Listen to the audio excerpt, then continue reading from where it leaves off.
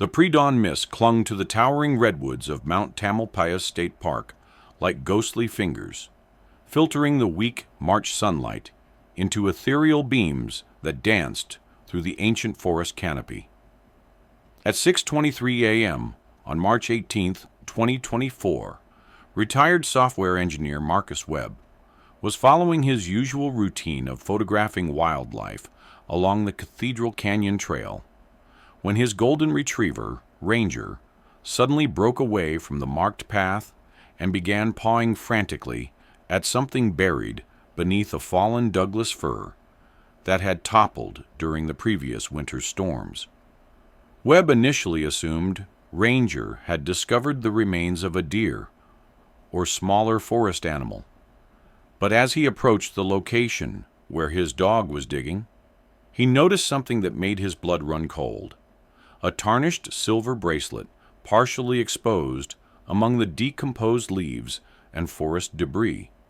its surface bearing the engraved inscription, "Sweet 16, Love, Mom and Dad," in flowing script that had somehow remained legible despite more than 2 decades of exposure to the elements. Webb's discovery would prove to be the first tangible evidence in over 21 years in one of Northern California's most haunting missing person cases, that of Jessica Marie Chen, a brilliant 18-year-old who had vanished without a trace on June 14, 2003, just weeks before she was scheduled to begin her freshman year at UC Berkeley as a pre-med student with a full academic scholarship. The bracelet, along with fragments of denim fabric that forensic analysis would later confirm, matched the description of clothing Jessica had been wearing on the night she disappeared, and a California driver's license bearing her name and photograph had been scattered across approximately 50 square feet of forest floor in Cathedral Canyon, a remote area accessible only by a narrow fire road that had been closed to public vehicles since 1995, and known only to experienced hikers, park employees, and individuals with intimate knowledge of the region's hidden wilderness areas. Jessica Chen had been the golden child of Mill Valley, a picturesque Marin County community nestled in the hills north of San Francisco, where median home prices exceeded $2 million, and where academic achievement was not just encouraged, but expected among the predominantly affluent families who had chosen to raise their children in what many considered one of California's most desirable small towns.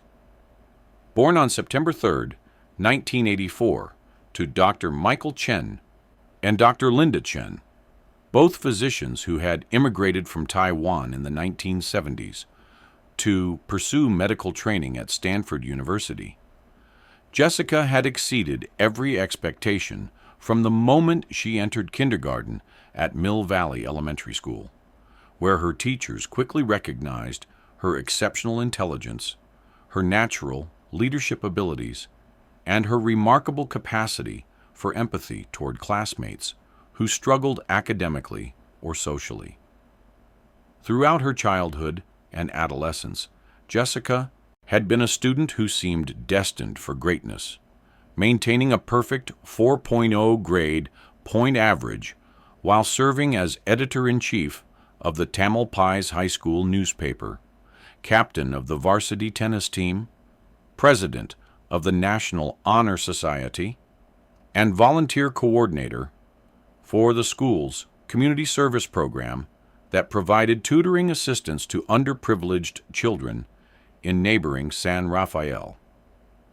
Jessica was fluent in English, Mandarin Chinese, and Spanish, skills that made her invaluable as a translator for immigrant families navigating complex medical, legal, and educational systems. And she had already been accepted to UC Berkeley's highly competitive pre-med program, with plans to specialize in pediatric oncology, a field she had chosen after volunteering at Children's Hospital Oakland and witnessing firsthand the devastating impact of childhood cancer on patients and their families. The evening of June 14th, 2003, had begun like countless others for Jessica, who worked part-time as a cashier at the Whole Foods market on Miller Avenue to earn spending money for college and to develop what she called real-world experience, interacting with people from all walks of life. A philosophy instilled in her by parents who believed that academic success meant nothing without understanding and compassion for others. Jessica's shift that Saturday evening had been routine, marked by friendly conversations with regular customers who had watched her grow up and who frequently asked about her college plans and future goals, conversations that Jessica approached with characteristic enthusiasm and humility, never boasting about her achievements, but always expressing gratitude for the opportunities she had been given. At 8:30 p.m., Jessica completed her shift, saying goodbye to her co-workers Sarah Martinez, no relation to the detective who would later investigate her disappearance, and Kevin Wong, both fellow Tamalpais High School graduates who planned to attend community college in the fall. Security camera footage, later reviewed by investigators, showed Jessica walking through the employee parking lot behind the store at 8:34 p.m., her long black hair pulled back in the ponytail she always wore for work, carrying the canvas messenger bag she used for school books and personal items, and appearing relaxed and happy as she approached her 1998 Honda Civic, a graduation gift from her parents that she had initially protested as too expensive, but had eventually accepted with the promise that she would pay for her own gas and maintenance expenses. The drive from Whole Foods to the Chen family's house on Cascade Drive typically took 15 minutes along Miller Avenue and up the winding residential streets that led to the exclusive neighborhood where the family had lived since Jessica was in middle school, when Dr. Michael Chen's cardiology practice had become sufficiently successful to afford the $1.8 million contemporary home with panoramic views of San Francisco Bay. Dr. Michael and Dr. Linda Chen, both emergency room physicians at Marin General Hospital, who had met during their residency training and who had built their marriage and family around shared values of hard work, education, and service to others, were preparing a celebratory dinner that evening to honor Jessica's acceptance into Berkeley's honors program and her receipt of a merit scholarship that would cover full tuition and fees for all 4 years of undergraduate study. When 9 p.m. passed without Jessica's arrival, Dr. Linda Chen initially assumed her daughter had stopped for gas or had encountered heavy traffic. But as the minutes turned into a half-hour delay, both parents began to feel the first stirrings of concern that would soon escalate into panic. Dr. Linda Chen called Jessica's cell phone at 9:32 p.m., but the call went directly to voicemail, an unusual occurrence since Jessica was normally diligent about keeping her phone charged and answering calls from family members. By 9:45 p.m., Dr. Michael Chen had decided to drive the route from Whole Foods to their house, looking for signs of an accident, mechanical problems, or any indication of what might have delayed their punctual daughter, who had never before failed to arrive home when expected without calling to explain her whereabouts. Dr. Chen's search along Miller Avenue and the residential streets leading to Cascade Drive revealed no trace of Jessica or her Honda Civic, no evidence of accidents or traffic problems, and no explanation for his daughter's disappearance. Growing increasingly frantic, Dr. Chen called the Marin County Sheriff's Office at 10:15 p.m. to report Jessica missing. But his concerns were initially dismissed by a dispatcher who suggested that 18-year-old college-bound students sometimes made spontaneous plans with friends, or decided to spend time alone contemplating their futures without informing their parents. The dispatcher advised Dr. Chen to wait until morning before filing a formal missing person report, suggesting that Jessica would likely return home on her own with a reasonable explanation for her absence. The dismissive response from law enforcement reflected a common but dangerous assumption about missing person cases involving teenagers and young adults, an assumption that delayed the initial investigation and may have compromised the collection of time-sensitive evidence that could have been crucial to understanding what had happened to Jessica. Dr. Michael and Dr. Linda Chen spent a sleepless night calling Jessica's friends, visiting places she frequently went, and driving through Mill Valley and surrounding communities looking for any sign of their daughter, all while struggling with the terrible realization that something was seriously wrong and that their carefully ordered world was collapsing around them. The search for Jessica Chen began in earnest on the morning of June 15th, when her Honda Civic was discovered by a National Park Service ranger in the parking lot of Muir Woods National Monument, approximately 10 miles from Mill Valley, along the scenic but winding Highway 1 that followed the Pacific coastline through some of Marin County's most spectacular but isolated terrain. The car was found unlocked, with the keys still in the ignition and the engine cold, indicating that it had been parked there for several hours, possibly since the previous evening, when Jessica had failed to return home from work. Inside the Honda Civic, investigators found Jessica's purse on the passenger seat, containing her wallet with $247 in cash from her shift at Whole Foods, her driver's license, student ID card, and credit cards, all of which remained untouched,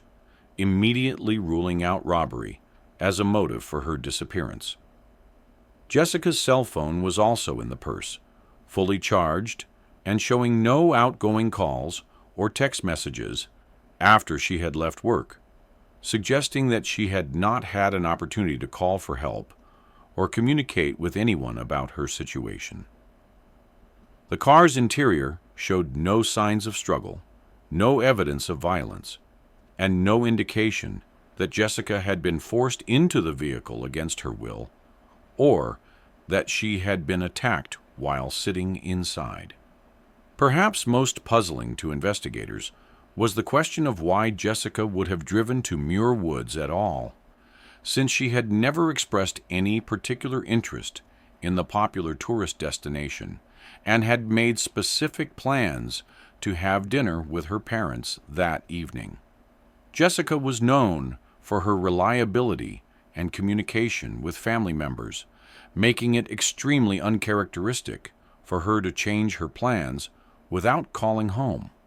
especially for something as unusual as a solitary evening visit to a national monument that closed to visitors at sunset. The location where her car was found was also inconsistent with any route she would have taken from Whole Foods to her family's home, suggesting that either Jessica had deliberately driven there for reasons unknown, or that someone else had driven her car to Muir Woods and abandoned it in an attempt to mislead investigators about the circumstances of her disappearance. Detective Sarah Martinez of the Marin County Sheriff's Office was assigned as the lead investigator when Jessica's case was officially classified as a suspected abduction on June 16th, after the initial assumption that she might have left voluntarily was discredited by the discovery of her abandoned car and the complete absence of any communication from Jessica or evidence suggesting she had planned to leave home. Martinez, a tough, methodical investigator with 12 years of experience in violent crimes and missing person cases, immediately recognized that time was critical in abduction cases and that the first 72 hours after a disappearance often determined whether a missing person would be found alive or whether the case would evolve into a homicide investigation. Detective Martinez began her investigation by conducting extensive interviews with Jessica's family, friends, teachers, and co-workers, seeking to develop a comprehensive understanding of Jessica's personality, relationships, daily routines, and any potential problems or threats that might explain her disappearance. These interviews revealed a portrait of an exceptionally mature and responsible young woman who had no history of risk-taking behavior, no known enemies or conflicts, no involvement with drugs or alcohol, and no indication of depression, anxiety, or other psychological issues that might lead someone to disappear voluntarily or engage in self-destructive behavior. Jessica's parents described their daughter as their greatest pride and joy, a young woman who had consistently exceeded their highest expectations while maintaining close family relationships and never showing signs of rebellion or resentment toward their high standards and traditional values. Dr. Michael Chen, a respected cardiologist who had built a successful practice through dedication and skill, spoke of Jessica's compassion for others and her determination to use her intelligence and education to help people who lacked access to quality health care. Dr. Linda Chen, an emergency room physician who had specialized in treating victims of domestic violence and sexual assault, described Jessica's maturity and judgment as exceptional for someone her age, noting that her daughter had never made impulsive decisions and had always communicated openly with her parents about her activities and plans. David Chen, Jessica's younger brother, who was 15 years old at the time of her disappearance, provided information that proved crucial to understanding Jessica's state of mind and activities in the days before she vanished. David told Detective Martinez that Jessica had been excited about starting college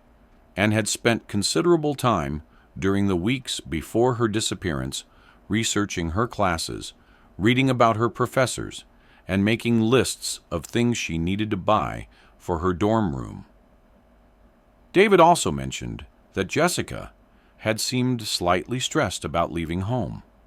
and had expressed concerns about her parents' emotional well-being, worrying that they would feel lonely and lost without their children around to focus their attention and energy on. The interviews with Jessica's friends at Tamalpais High School revealed additional details about her character and relationships, painting a picture of a young woman who was universally respected and admired, but who maintained a relatively small circle of close friends,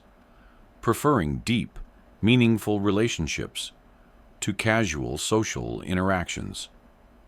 Her best friend, Amanda Foster, told Detective Martinez that Jessica had been looking forward to college with excitement, tempered by some anxiety about leaving her family and community behind, but that she had never mentioned any problems, threats, or concerns that might explain her disappearance. Amanda also confirmed that Jessica had no romantic relationships at the time she vanished and had never been involved with anyone who might pose a threat to her safety. Jessica's co-workers at Whole Foods provided similar testimony about her character and reliability, describing her as the most dependable employee in the store and someone who never missed shifts, arrived late or left early without proper authorization. Store manager Robert Kim told Detective Martinez that Jessica had been scheduled to work until 8:30 p.m. on June 14th and had completed all of her responsibilities before leaving, following normal procedures for closing her register and securing her cash drawer. Kim also noted that Jessica had seemed happy and relaxed during her shift, talking enthusiastically about her college plans with customers and showing no signs of distress or concern about anything. The investigation expanded to include analysis of Jessica's cell phone records, credit card statements, computer usage, and other electronic evidence that might provide clues about her activities or contacts in the days before she disappeared. This analysis revealed that Jessica had maintained a very predictable routine in the weeks leading up to her disappearance, communicating primarily with family members and close friends from school, using her computer mainly for academic research and college preparation, and making purchases only for necessities like gas, food, and school supplies. There was no evidence of contact with strangers, no unusual financial transactions, no visits to suspicious websites, and no indication that Jessica had been planning to leave home or had been in communication with anyone who might have influenced her to disappear. Detective Martinez also investigated the possibility that Jessica's disappearance might be connected to her family's background, their medical careers, or their position in the affluent Mill Valley community,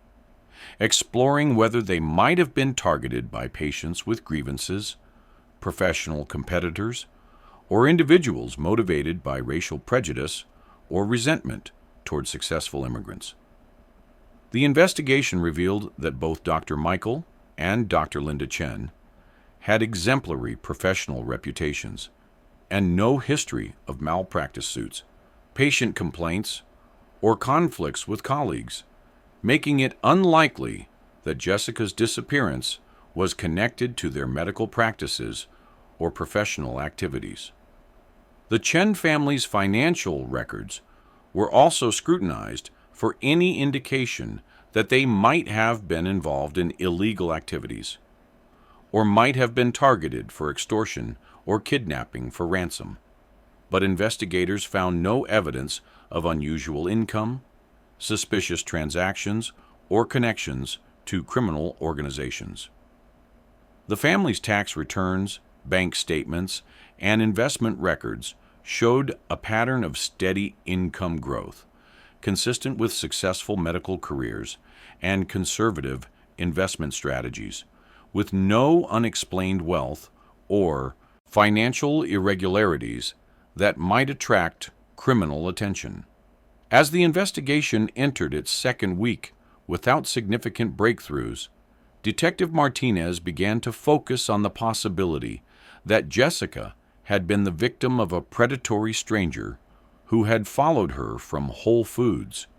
or who had encountered her at Muir Woods and taken advantage of an opportunity to attack a vulnerable young woman. This theory was supported by the fact that Jessica appeared to have been targeted randomly rather than as the result of any personal relationship or connection, and by the isolation of the location where her car was discovered, which would have provided an ideal setting for an abduction with minimal risk of witnesses or intervention. The investigation of registered sex offenders in Marin County and surrounding areas revealed several individuals with histories of violence against young women,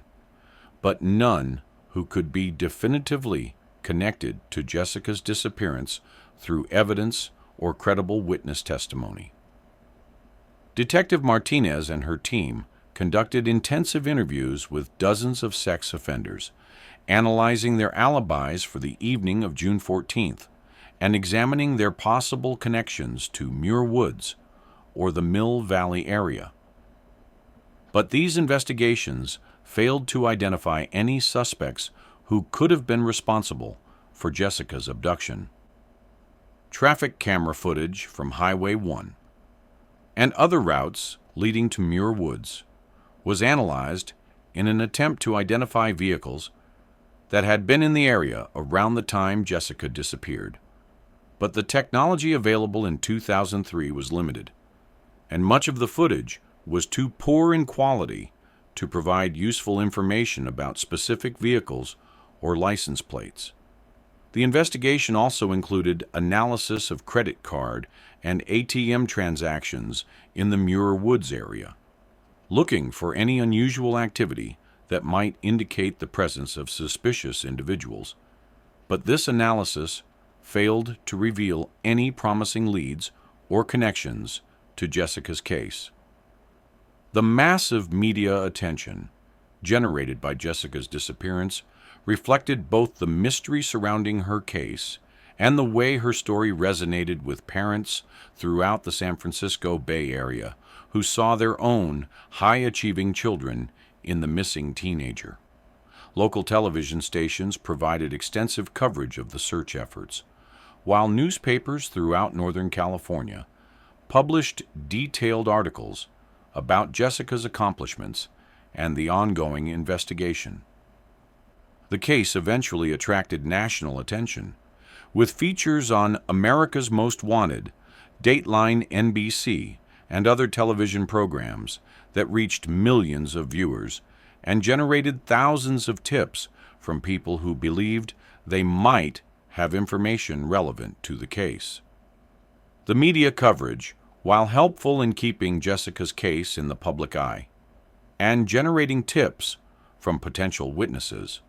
also created significant challenges for the investigation and additional stress for the Chen family. Thus, constant attention meant that every aspect of Jessica's life and her family's background was scrutinized publicly, with reporters and television producers sometimes pursuing sensational angles that distorted the facts of the case or invaded the family's privacy during their most difficult moments. The media attention also attracted the attention of psychics, conspiracy theorists, and individuals seeking to exploit the family's tragedy for personal gain, creating additional distractions for investigators who had to evaluate thousands of tips and leads, most of which proved to be irrelevant or false. Dr. Michael and Dr. Linda Chen struggled with the decision of how much media attention to seek and accept, recognizing that publicity might be essential to finding Jessica, but also understanding that excessive exposure could compromise the investigation and cause additional pain for their family. The couple eventually decided to participate in selected interviews and press conferences, always accompanied by Detective Martinez or other law enforcement officials who could ensure that their statements did not inadvertently compromise investigative strategies or reveal sensitive information that might be useful only to Jessica's abductor. The search for Jessica expanded beyond the immediate Muir Woods area to include thousands of acres of state and national park land throughout Marin County and adjacent regions, utilizing trained search dogs, helicopter reconnaissance, volunteer search teams, and sophisticated ground-penetrating radar equipment designed to detect buried remains. These searches were hampered by the region's difficult terrain, including steep cliffs, dense forest canopy that limited aerial visibility, and vast wilderness areas that were accessible only to experienced hikers and mountaineers willing to spend days exploring remote locations where a body could have been concealed. The volunteer search effort attracted hundreds of community members who donated their time and energy to looking for Jessica, including many parents who understood that her disappearance represented every family's worst nightmare and who wanted to contribute to bringing her home safely. Local businesses provided food, equipment, and logistical support for the search teams, while churches and community organizations organized prayer vigils and fundraising events to support the ongoing investigation and to assist the Chen family with expenses related to the search effort. Despite the massive scale of the search operation and the dedication of hundreds of volunteers, investigators were unable to locate any trace of Jessica or evidence that might indicate what had happened to her after she left work on the evening of June 14th. The failure to find physical evidence was particularly frustrating because Jessica's case seemed to have simply vanished into thin air, with no witnesses, no forensic evidence, and no indication of where she might have gone or what might have caused her to disappear so completely. The investigation was further complicated by jurisdictional issues that arose from the fact that Jessica had been reported missing in Mill Valley, which was under Marin County Sheriff's Office jurisdiction. But her car had been found at Muir Woods National Monument, which was federal property under the jurisdiction of the National Park Service and the Federal Bureau of Investigation. The multiple jurisdictions created confusion about which agency had primary responsibility for different aspects of the investigation, leading to delays in evidence processing, difficulties in coordinating search efforts, and occasional conflicts over investigative strategies and resource allocation. The FBI became officially involved in Jessica's case in July 2003, when the length of time since her disappearance and the possibility that she might have been transported across state lines triggered federal jurisdiction under laws related to kidnapping and interstate transportation of victims. Federal agents brought additional resources and expertise to the investigation, including access to national databases, behavioral analysis specialists, and forensic capabilities that were not available to local law enforcement agencies. But the involvement of federal investigators also created additional layers of bureaucracy and coordination challenges that sometimes slowed rather than accelerated the pace of the investigation. By the end of 2003, Jessica's case had been unofficially classified as cold,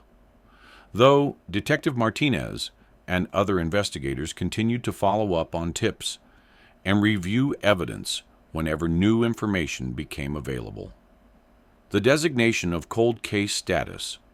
reflected the reality that active investigative leads had been exhausted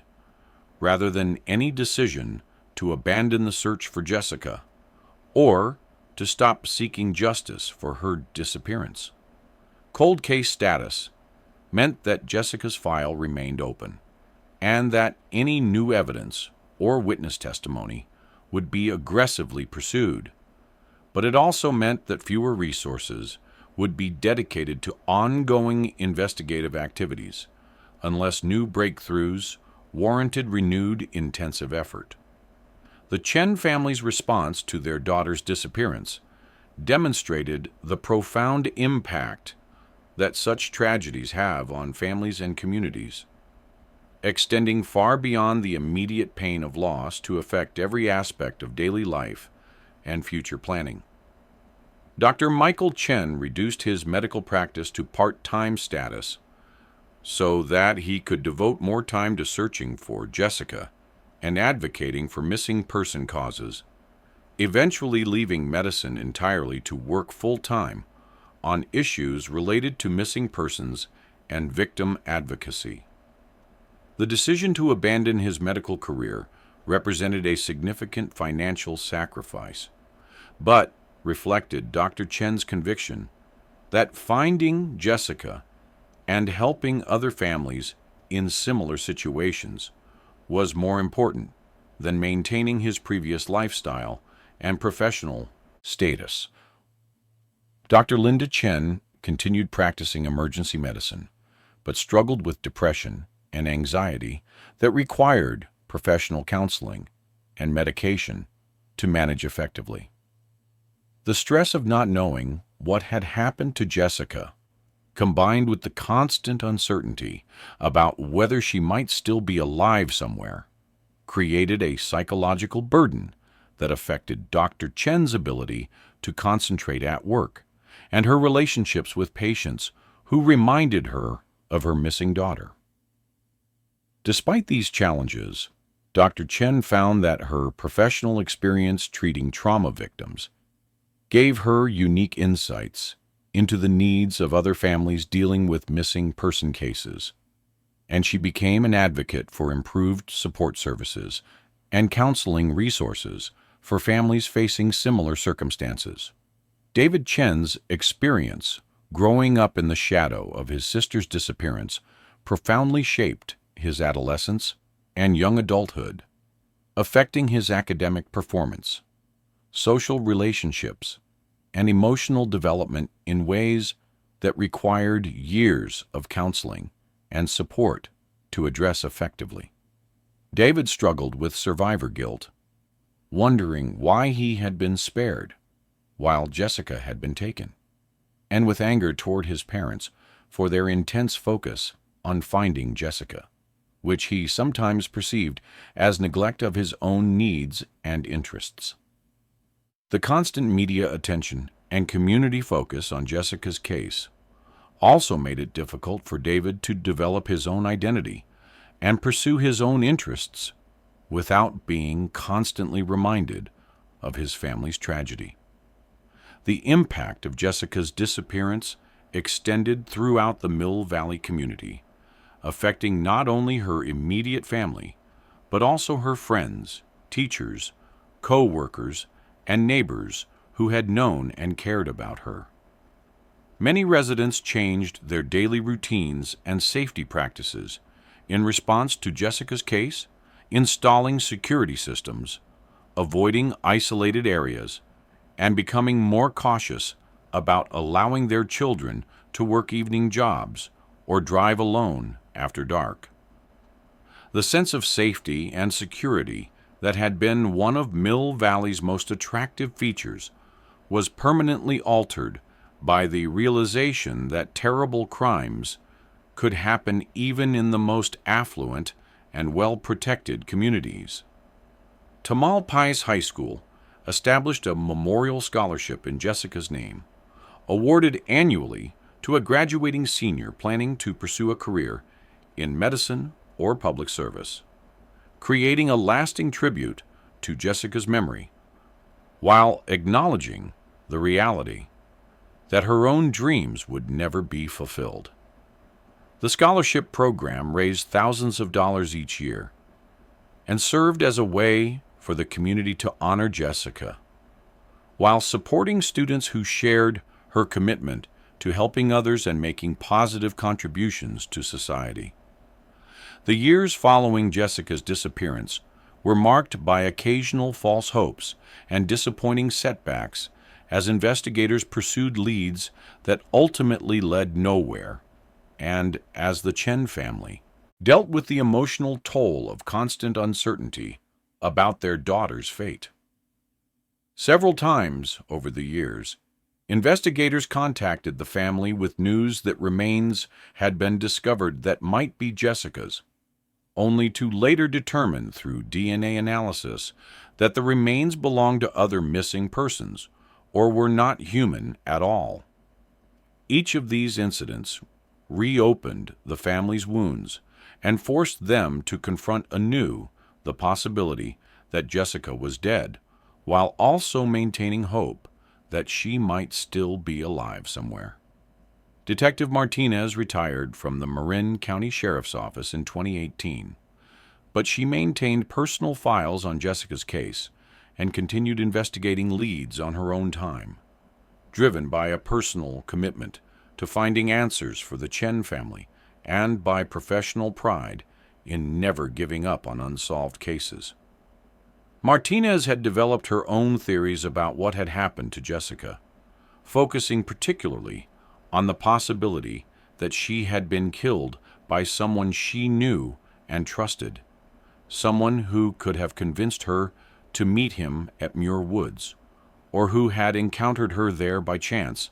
and taken advantage of the isolated location to attack her. Martinez's theory was based partly on the lack of evidence of struggle at the scene where Jessica's car was found,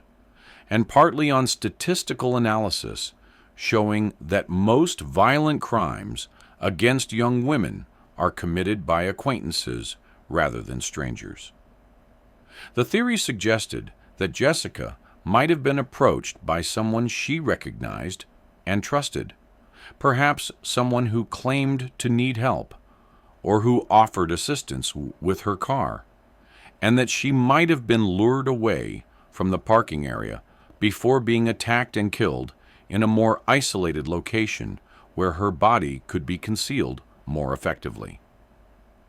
The breakthrough in Jessica's case came through advances in DNA analysis technology that revolutionized forensic science during the 20 years following her disappearance, making it possible to extract genetic material from evidence that had been considered too degraded or contaminated for analysis when it was originally collected. In January 2024, forensic scientists at the California Department of Justice Crime Laboratory in Richmond were able to develop a partial DNA profile from microscopic fabric fibers that had been found in Jessica's Honda Civic during the original investigation, but had been set aside as unusable because the available technology in 2003 could not extract sufficient genetic material for comparison purposes. The fabric fibers, which appeared to come from a cotton work shirt or jacket, had been found on the driver's seat of Jessica's car and were determined to have come from someone other than Jessica or any member of her family. The fibers had apparently been transferred to the seat when someone other than Jessica had sat in the driver's position, suggesting that her abductor had driven her car to Muir Woods and had left behind microscopic evidence of his presence without realizing that future technological advances would make it possible to identify him from such a small sample. The DNA profile extracted from the fabric fibers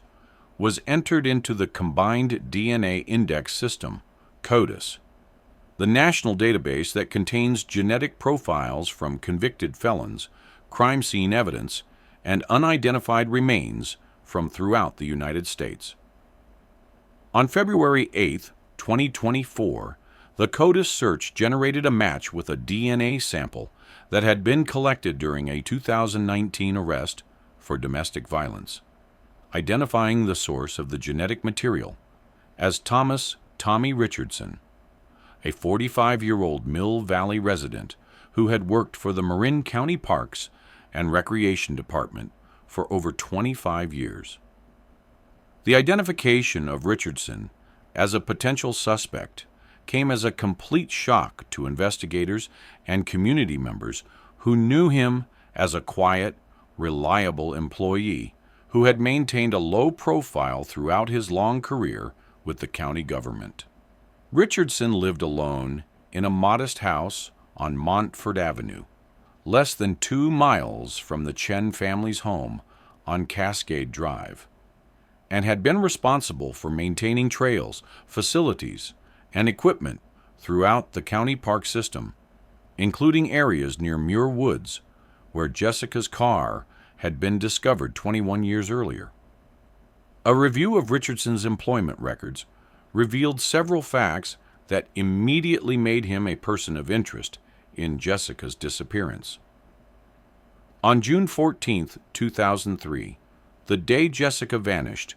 Richardson had called in sick to work, claiming to be suffering from food poisoning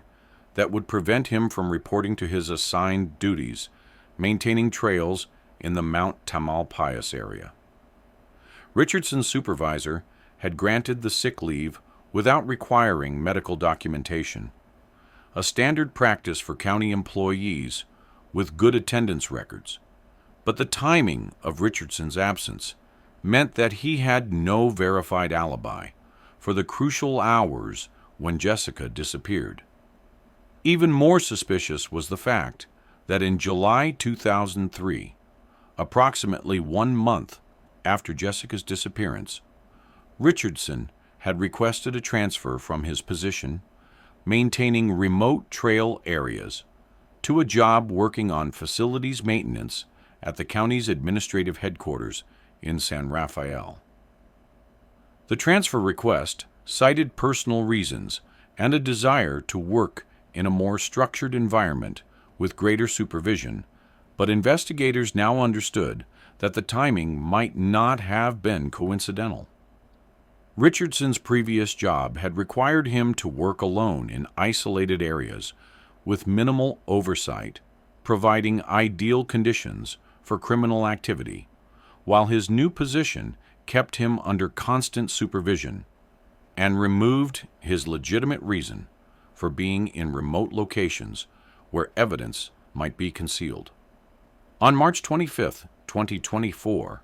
exactly 1 week after Jessica's belongings were discovered in Cathedral Canyon by Marcus Webb and his dog, a team of 12 Marin County Sheriff's Office investigators, including SWAT personnel, arrested Thomas Richardson at his home on charges of kidnapping and murder in connection with Jessica Chen's disappearance. The arrest was carefully planned and executed during early morning hours when Richardson would be least likely to resist or attempt to destroy evidence, and when the operation would attract minimal attention from neighbors and media representatives who might compromise the integrity of the search and arrest process. Richardson appeared genuinely surprised by the arrest and initially denied any knowledge of Jessica Chen or her disappearance, maintaining that he had never met the teenager and had no connection to her case beyond living in the same community. His initial reaction seemed authentic to the arresting officers, who noted that Richardson displayed none of the nervousness or evasiveness typically associated with suspects who are prepared for arrest and have rehearsed their responses to police questioning. However, Richardson's apparent surprise could also have reflected the passage of more than 20 years since Jessica's disappearance, and his assumption that the case would never be solved due to the lack of physical evidence and witnesses. The search of Richardson's house and property, conducted under the authority of warrants issued by Superior Court Judge Patricia Williams, revealed evidence that transformed the investigation from a cold case review into an active prosecution for first-degree murder. Hidden in Richardson's basement, investigators discovered a sophisticated collection of surveillance equipment, including telephoto camera lenses, night vision devices, and electronic tracking equipment that could have been used to monitor potential victims without their knowledge.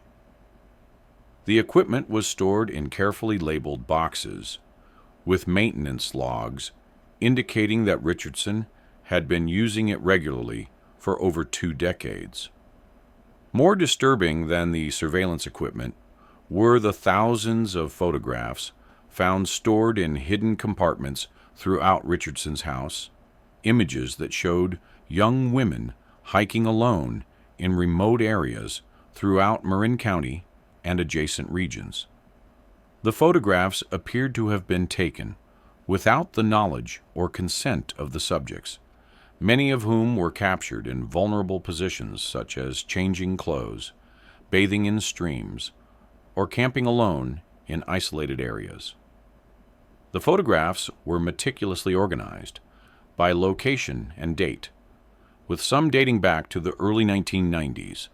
suggesting that Richardson had been stalking and photographing potential victims for over 30 years. The most incriminating evidence discovered during the search of Richardson's property consisted of detailed maps and journals that documented his knowledge of remote areas throughout the region, including specific references to Cathedral Canyon and descriptions of the terrain that would later prove to match perfectly with the location where Jessica's belongings had been found. Journals contained disturbing fantasies about kidnapping and controlling young women, written in Richardson's handwriting and including specific details about methods for subduing victims and disposing of evidence in ways that would prevent discovery by law enforcement or search teams. One journal entry, dated June 15, 2003, the day after Jessica's disappearance, contained a cryptic reference to taking care of a problem and included a detailed description of the Cathedral Canyon area that specifically mentioned landmarks and geographical features that would not have been known to someone who had not actually visited the location. The entry also included references to tools and equipment needed for cleanup operations, language that investigators interpreted as references to disposing of Jessica's body and any evidence that might connect Richardson to her murder. The investigation that followed Richardson's arrest revealed a disturbing pattern of behavior that had gone undetected for decades, largely because Richardson had been careful to target victims who were alone and vulnerable, and because his position with the County Parks Department had provided him with legitimate reasons for being in remote areas where suspicious activity might not be noticed or reported. Richardson's job had given him intimate knowledge of every trail, fire road, and wilderness area in Marin County, along with access to tools and equipment that could have been used to commit and conceal crimes without attracting attention from other county employees or park visitors. Investigators also discovered that Richardson had been using his position to gather intelligence about potential victims, including young women who worked at businesses near county facilities and who might have been observed during their normal routines. Richardson's access to county vehicles and equipment meant that he could follow potential victims without arousing suspicion, since his presence in various locations could always be explained as work-related rather than predatory. The investigation revealed that Richardson had been particularly interested in young women who worked evening shifts at retail establishments, possibly because they would be traveling alone after dark, when abduction attempts would be less likely to be witnessed. The investigation into Richardson's background revealed a complex individual whose outward appearance of normalcy had concealed a deeply disturbed personality and a sophisticated criminal operation that had managed to avoid detection for over 3 decades. Richardson had grown up in Mill Valley and had been employed by the County Parks Department since 1998, earning a reputation as a reliable and competent employee who rarely missed work and who seemed to take genuine pride in maintaining the region's recreational facilities. His supervisors described him as quiet and somewhat antisocial, but dedicated to his work and knowledgeable about the technical aspects of trail maintenance and facility management. However, Richardson's personal life revealed warning signs that had been overlooked or misinterpreted by people who knew him casually.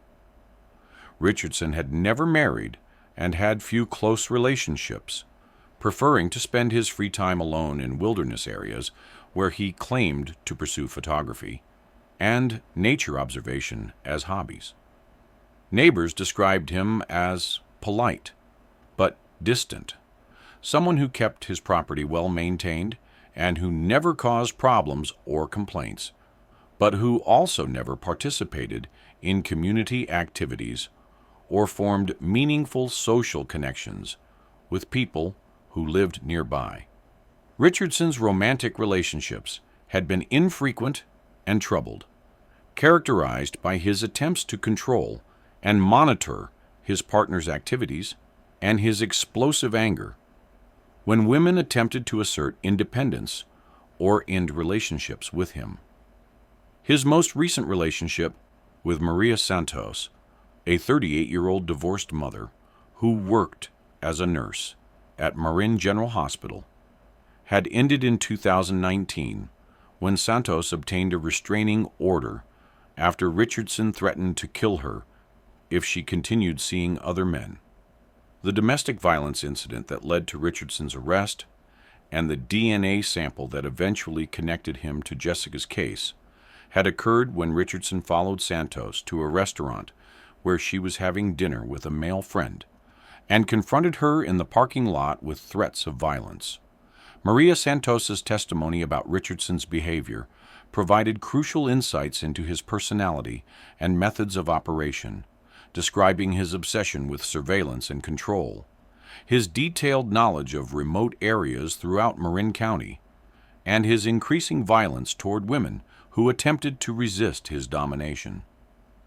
Santos told investigators that Richardson had frequently bragged about his ability to move through wilderness areas without leaving traces and his knowledge of locations where things could be hidden so effectively that they would never be discovered. Santos also described Richardson's collection of surveillance equipment and his habit of taking photographs of people without their knowledge, behavior that she had initially dismissed as eccentric, but later recognized as deeply disturbing. Perhaps most significantly, Santos reported that Richardson had seemed unusually agitated and paranoid during the summer of 2003, frequently checking news reports about missing person cases and becoming angry when Jessica's disappearance was mentioned on television or in newspapers. Santos remembered that Richardson had insisted on avoiding areas near Muir Woods during that time period, claiming that increased law enforcement presence there made it unsuitable for his photography hobby, but she now understood that his avoidance of the area might have been related to his knowledge of Jessica's murder rather than concern about police interference with legitimate activities. The prosecution of Thomas Richardson was handled by Marin County District Attorney Rebecca Foster, a seasoned prosecutor with over 20 years of experience in violent crime cases, who understood that the passage of time since Jessica's disappearance would create both challenges and opportunities for the prosecution. The challenges included the absence of eyewitnesses to Jessica's abduction and murder,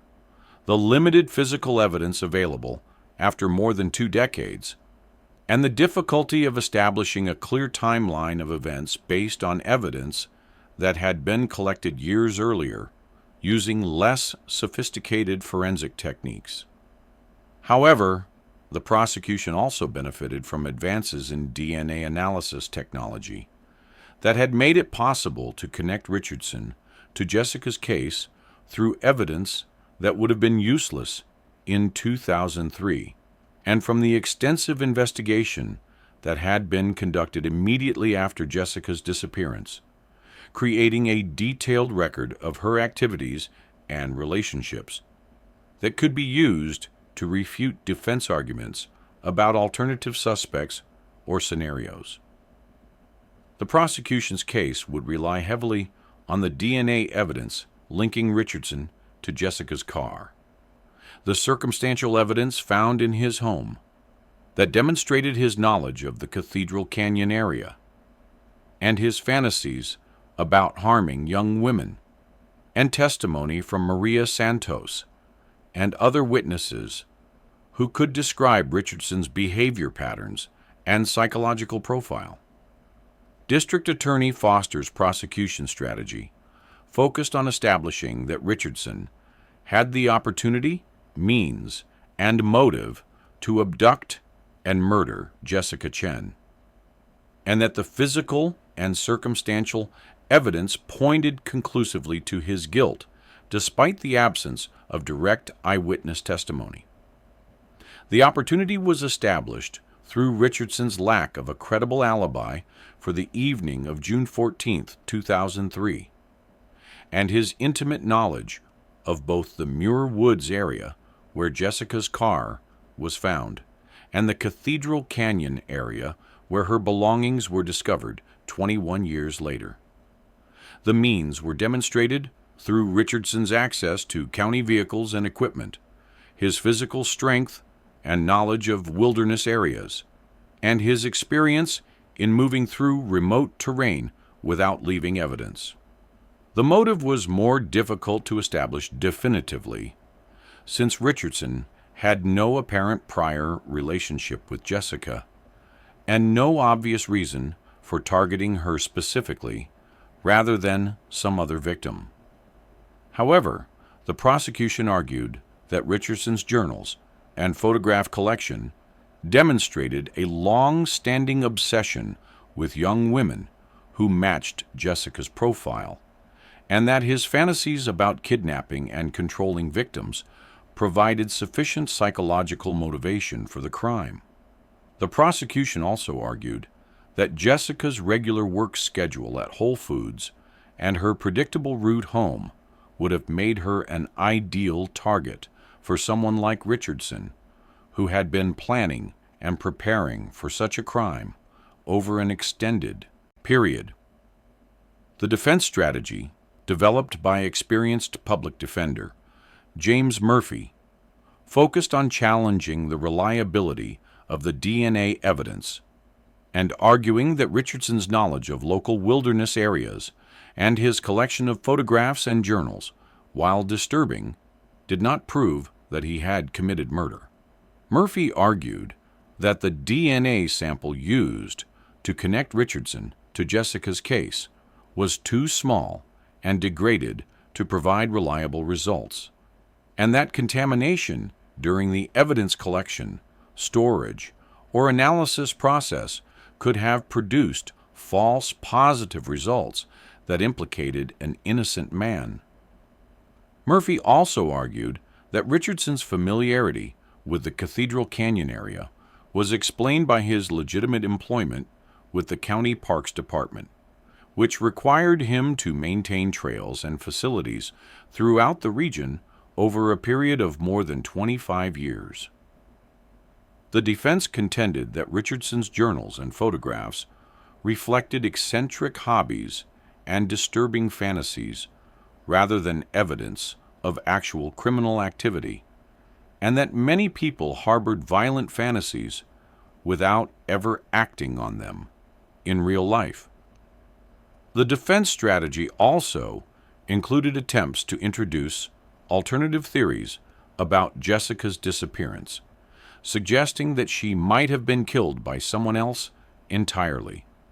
and that Richardson was being prosecuted based on coincidental evidence that created the appearance of guilt without actually proving it. Murphy argued that the investigation had focused too narrowly on Richardson after the DNA match was discovered, causing investigators to overlook other potential suspects and alternative explanations for the evidence that had been found. The trial began in September 2024 in a Marin County courthouse that was packed with media representatives, community members who had followed Jessica's case for over 2 decades, and members of the Chen family who had waited 21 years for someone to be held accountable for their daughter's death. Dr. Michael and Dr. Linda Chen attended every day of the trial, accompanied by their son David, who had become a successful attorney specializing in victims' rights advocacy, and who provided legal and emotional support for his parents throughout the difficult process of reliving their family's tragedy in a public courtroom. The prosecution's case began with testimony from Detective Martinez, now retired but still passionate about seeking justice for Jessica, who walked the jury through the original investigation and explained how advances in forensic technology had finally made it possible to identify Richardson as a suspect. Martinez testified about the extensive efforts that had been made to find Jessica in the immediate aftermath of her disappearance, including the massive search operation that had involved hundreds of volunteers and law enforcement personnel, and about the frustration of investigators who had been unable to develop credible suspects despite conducting thousands of interviews and following up on every possible lead. The DNA evidence was presented by forensic scientist Dr. Amanda Williams from the California Department of Justice Crime Laboratory, who explained in detail how new extraction and analysis techniques had made it possible to develop a genetic profile from fabric fibers that had been considered unusable when they were originally collected in 2003.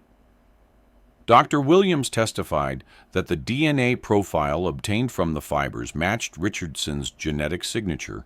with a statistical probability of over 99.99%,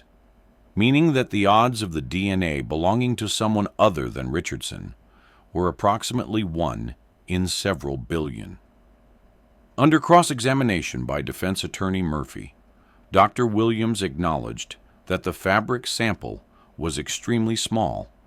and that the extraction process had required multiple attempts before sufficient genetic material could be obtained for analysis. However, Dr. Williams maintained that the laboratory's procedures included multiple safeguards against contamination, and that the results had been confirmed through independent testing at 2 different facilities, making it extremely unlikely that the DNA match was the result of error or contamination. The prosecution also presented evidence from the search of Richardson's home, including photographs of the surveillance equipment,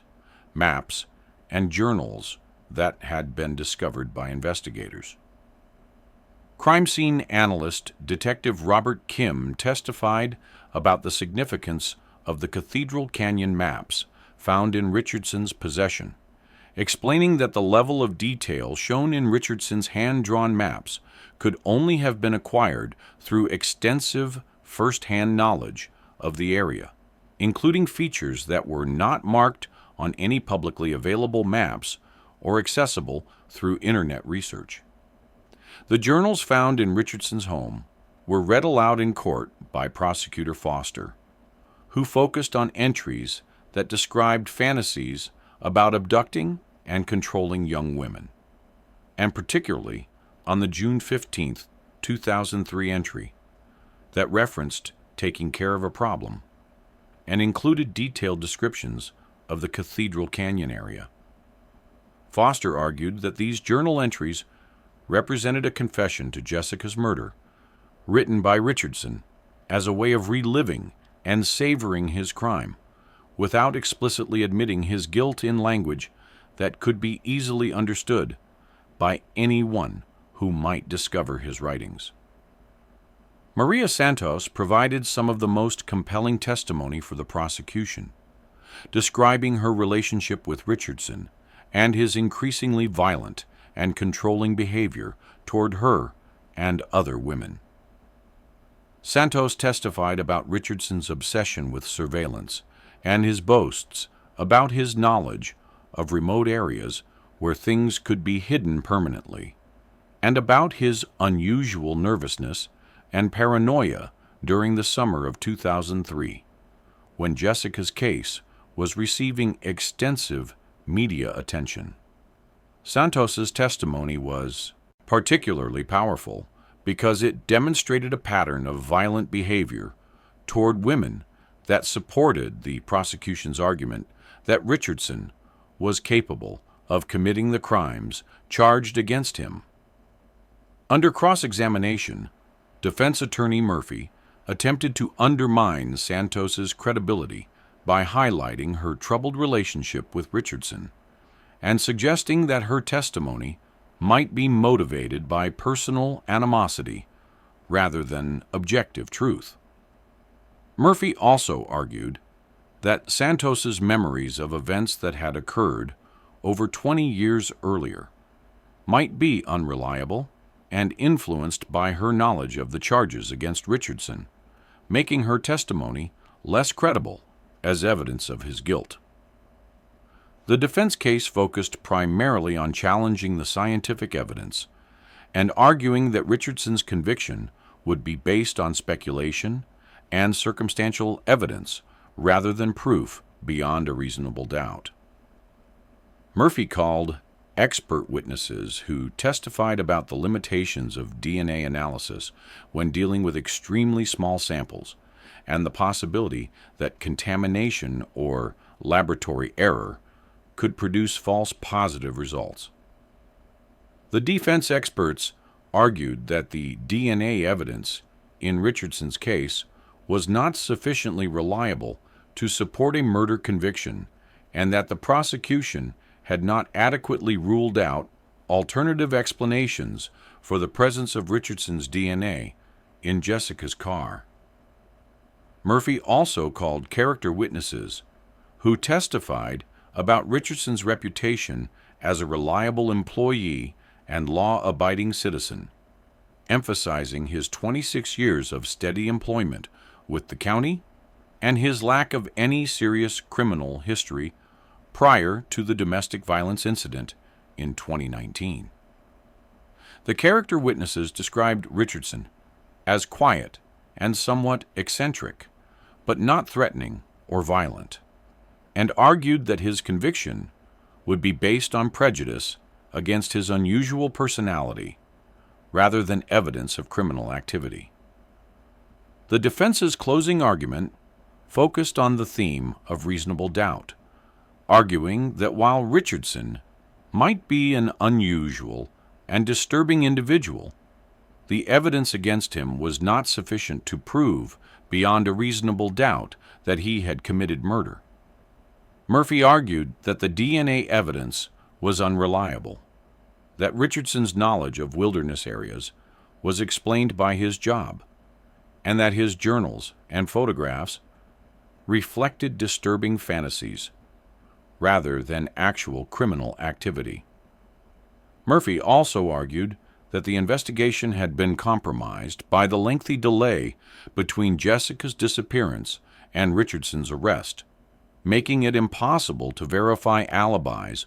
or gather evidence that might have exonerated him. The prosecution's closing argument, delivered by District Attorney Foster, focused on the totality of the evidence and the pattern of behavior that pointed conclusively to Richardson's guilt. Foster argued that the DNA evidence,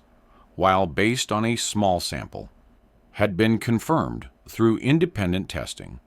and was supported by the circumstantial evidence that demonstrated Richardson's knowledge of the crime scene and his history of violent behavior toward women. Foster also argued that Richardson's journals provided clear evidence of his intent to commit the crimes charged against him, and that his lack of an alibi and his suspicious behavior following Jessica's disappearance supported the conclusion that he was responsible for her death. After deliberating for 6 days, during which they requested to review key pieces of evidence, including Richardson's journals and the DNA analysis reports, the jury returned guilty verdicts on all charges, including first-degree murder with special circumstances and kidnapping. The verdict was announced on October 18, 2024, with Richardson showing little emotion as the jury foreman read the guilty verdicts, while members of Jessica's family embraced each other and wept with relief that justice had finally been achieved after more than 2 decades of uncertainty and grief. The sentencing hearing, held 3 weeks later, provided an opportunity for the Chen family to address Richardson directly and to describe the devastating impact that Jessica's murder had had on their lives and community. Dr. Michael Chen spoke about his daughter's dreams and aspirations, describing the young woman she had been and the contributions she would have made to society if her life had not been cut short by Richardson's violent actions. Dr. Chen also spoke about the 21 years of uncertainty and grief that his family had endured, not knowing whether Jessica was alive or dead, and about the importance of finally having answers and justice. Dr. Linda Chen read a victim impact statement describing Jessica as a brilliant and compassionate young woman who had been destined to make the world a better place through her planned career in medicine and her commitment to helping others. Dr. Chen spoke about the sleepless nights, the constant worry, and the terrible burden of not knowing what had happened to her daughter, and about the relief of finally being able to grieve properly now that they knew the truth about Jessica's fate. Dr. Chen also addressed Richardson directly, telling him that while his actions had destroyed their family's happiness, they had also inspired them to dedicate their lives to helping other families avoid similar tragedies. David Chen, now a successful attorney, spoke about growing up in the shadow of his sister's disappearance and about the impact it had had on his childhood, adolescence, and young adulthood. David described feeling guilty for surviving when Jessica had not, and angry at his parents for their intense focus on finding Jessica, which he had sometimes perceived as neglect of his own needs. However, David also spoke about how his family's experience had inspired him to pursue a career in victims' rights advocacy,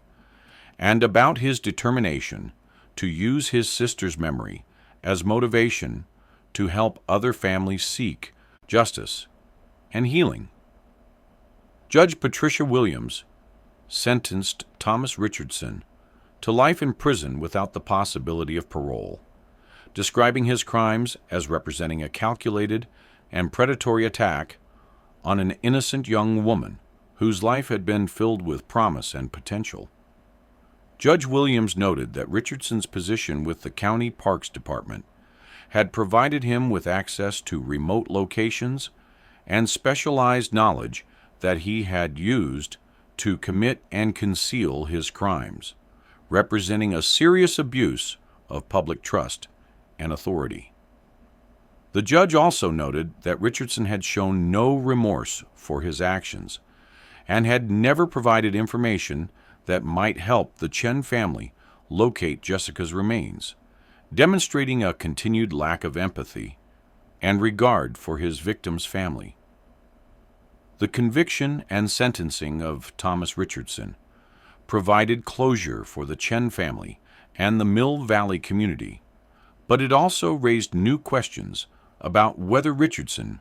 might have been responsible for other unsolved crimes during his 30-year career with the County Parks Department. Investigators began reviewing cold cases involving missing persons and unsolved assaults in Marin County and adjacent areas, looking for similarities to Jessica's case that might indicate Richardson had committed other crimes that had never been solved or properly investigated. The investigation into Richardson's possible involvement in other crimes revealed several cases that showed troubling similarities to Jessica's disappearance, including the 1999 case of Angela Martinez, a 19-year-old college student who had vanished while hiking alone in Point Reyes National Seashore, and whose body had been found 3 months later in a remote canyon that was accessible only to someone with intimate knowledge of the area. Martinez's case had been classified as accidental death due to exposure, but investigators now wondered whether Richardson might have been responsible for her death, and whether other cases attributed to accidents or natural causes might actually have been murders.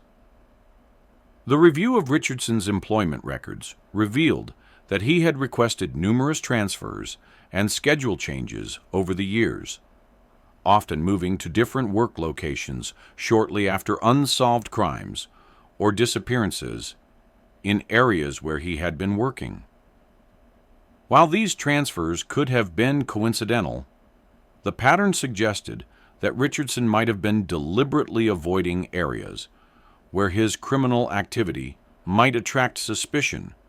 or where increased law enforcement presence made it risky for him to continue operating. The discovery of Jessica's belongings in Cathedral Canyon led to renewed efforts to locate her remains, using information from Richardson's maps and journals to identify potential burial sites in the area where her personal items had been found. Search teams returned to Mount Tamalpais State Park with ground-penetrating radar, cadaver dogs, and excavation equipment,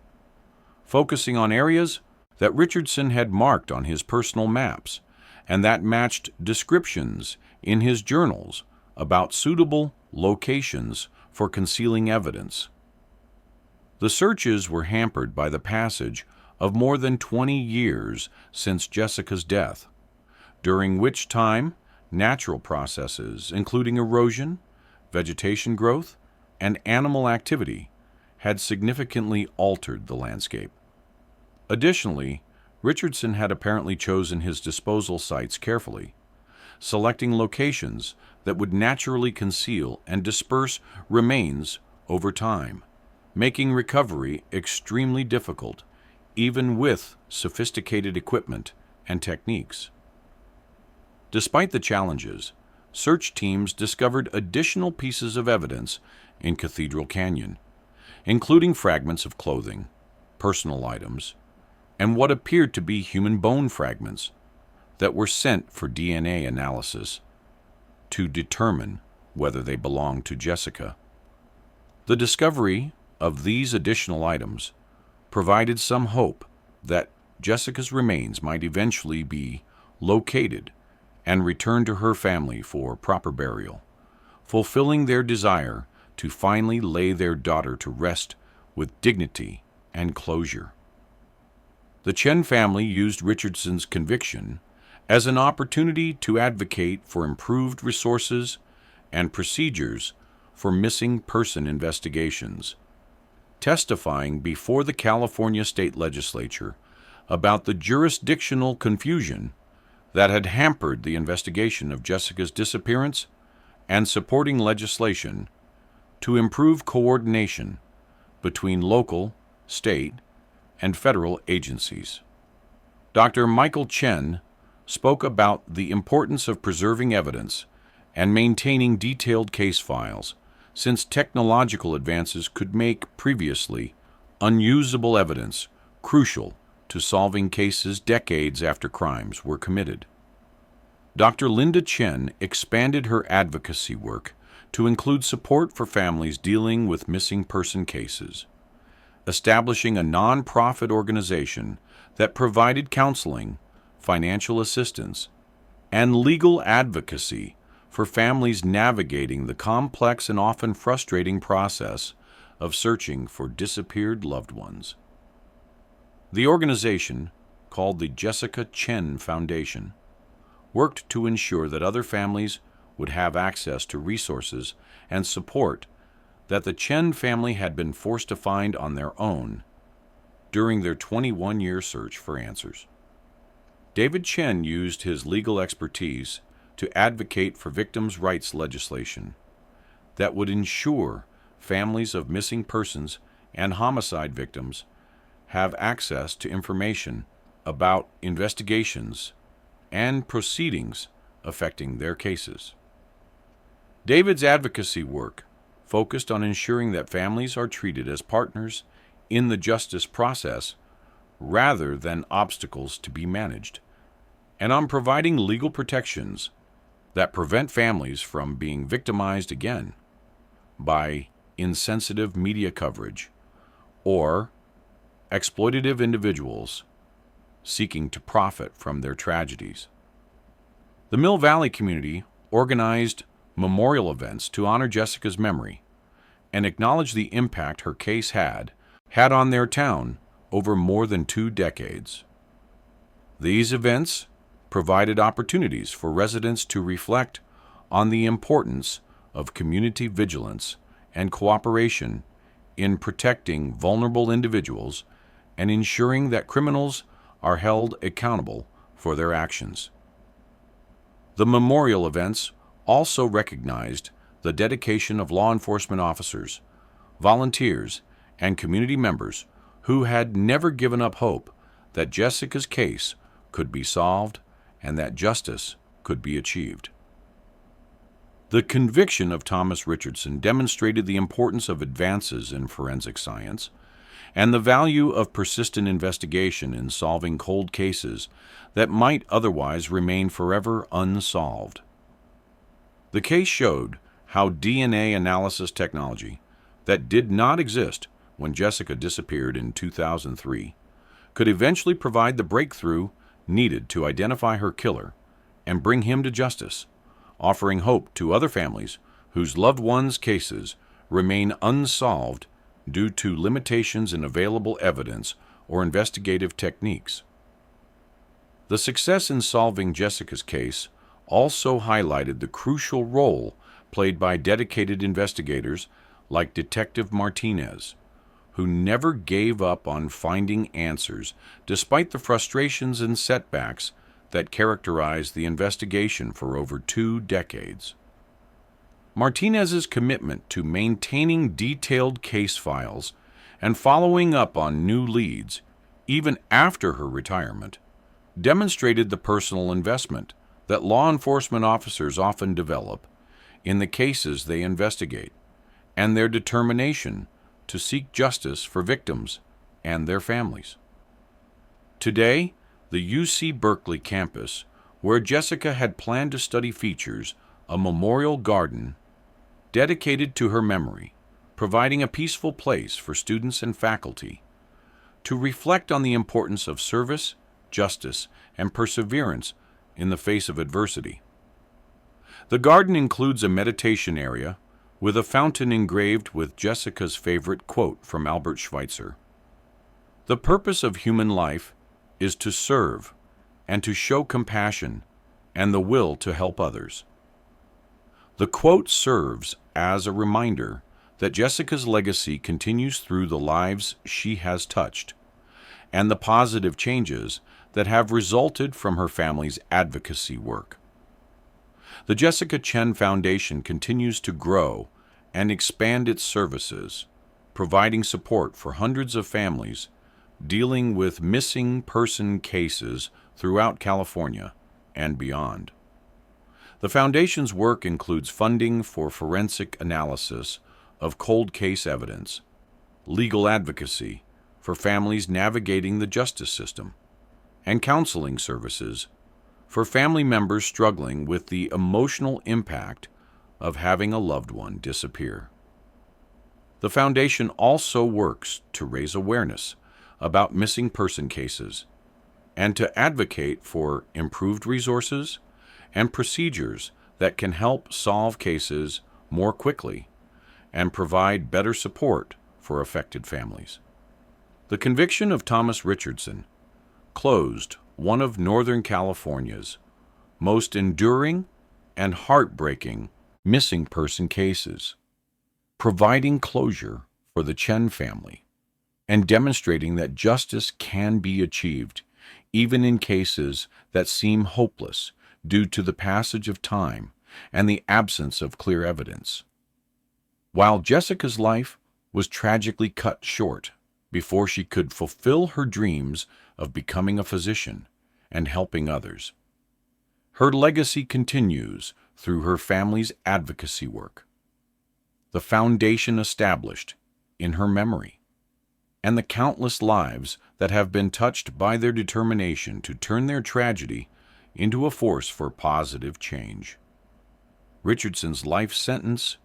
ensures that he will never again have the opportunity to harm innocent people, while the ongoing investigation into his possible involvement in other crimes offers hope that additional cases might be solved and that other families might finally receive the answers and closure they have been seeking. The case stands as a testament to the importance of never giving up hope, maintaining faith in the justice system, and believing that truth and accountability can ultimately prevail over even the most carefully concealed crimes.